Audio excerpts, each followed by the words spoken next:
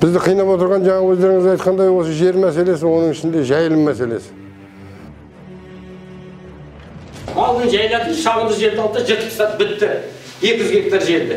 Біз 200 гектар жерден жаңа шөйімізді алатымыз халық болып. Ауданның басшыларының құлағына жеткізгенбіз. Олар жаңа келіп, ойбай керемет қылдық, 140 гектар жер бердік.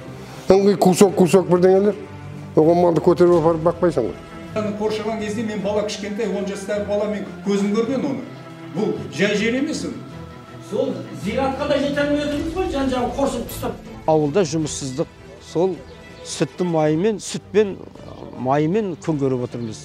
Халықтың жаңа айқайын тыңдауы бұл бір жерде ғана мәселе емес. Облыс бойынша, республика бойынша осындай мәселе көп. Сондықтан біз әрі қарай осы ісімізді жалғастыруға дайынбыз. Әрі қарай халықтың жер үшін күресін біз қорғаймыз деп сенім білдіреміз.